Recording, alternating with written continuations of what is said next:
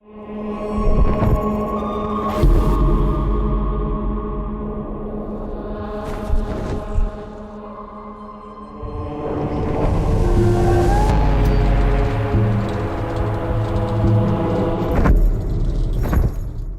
a no-holds-barred, unrelenting, never-say-die, just not going to give in. If anything sort of confronts him, he's ready to go up against it. Kind of a brutal bastard. Dante's not a good guy. He's like, ah! He's a guy who kicks down the doors of hell, quite literally. Kind of a cuck, basically.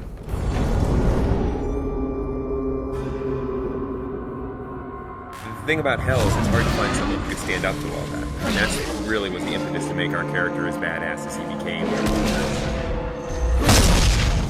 The poet, as he goes through hell, he's fainting, and Virgil picks him up and carries him over spots. And that's not a character that we could use for a hero. Real Dante was in Florence during the Civil War. He was more of a politician. We wanted something a little bit more, and so we made the bold choice to give him a pass as a crusader. He's had a pretty tragic and, screwed up past. A lot of things in his past that haunt him. He's definitely not some straight sort of action hero. I like the fact that he's a little bit more human. I mean, obviously he's wielding this giant scythe that most of us couldn't lift, and I know because we built one for Comic-Con. So he's definitely, superhuman in that sense. But there are certainly moments in the game where he's not sure if he can go on. I think the story kind of demanded that he be a little bit more complex. The first line of the poem is, at the midpoint on the journey of life, I found myself in a dark forest, and it's a metaphor for him being confused and troubled about his own life, but we wanted to go to the nth degree for the video game. And so we wanted him to basically have committed all these horrible sins. Dante is guilty of all 9 sins and then some. Definitely start to see how his family factors into it, and you might start to see some familiar faces as you're going through hell and how that sort of messes with him. He's done a lot of bad things in his life. I think one of the important things is as you play through the game, you realize that Dante also tries to redeem himself. The tapestry on Dante's chest is basically this enormous symbol of guilt for him, summing up all the terrible deeds that he's done or all the terrible moments and memories of his life. The tapestry represents Dante's realization that he needs to suffer for his sins, the same way that people have suffered by his hands.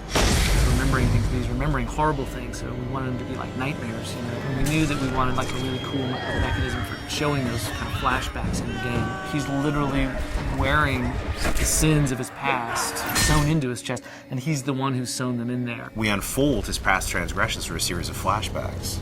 Start to discover how much of a bastard Dante really was. Greed specifically is a turning point where you've discovered a lot more about Dante than maybe you even want to know about. Greed's a little more of a cerebral level. It's about puzzles. It's this very mechanized place with gears and motors, as opposed to most of hell, which is very organic. It's in a lot of ways the most hellish level. People are being tortured there in ways that you haven't seen yet. It's almost a big stone factory of torture. One of the big set pieces of Greed is the Wheel of Fortune. Everything in Greed is kind of controlled by this twisted wheel of possibilities. The Hoarder Waster are actually 2 characters in the poem.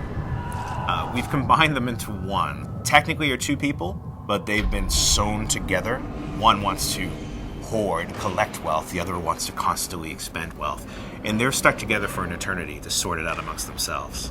Greed is all about torture and teasing people with the lure of gold and ripping them apart as they reach for this. Totally different sort of environment. You got molten gold sort of dripping on the sides. It's a complex level, but it's pretty fun to go through. Greed's an interesting level because it's really kind of the beginning of Act 2 in a lot of ways. You're going to leave greed behind, descend down into the 5th circle, and which is anger, and that's where the putrid swamp of the river Styx begins.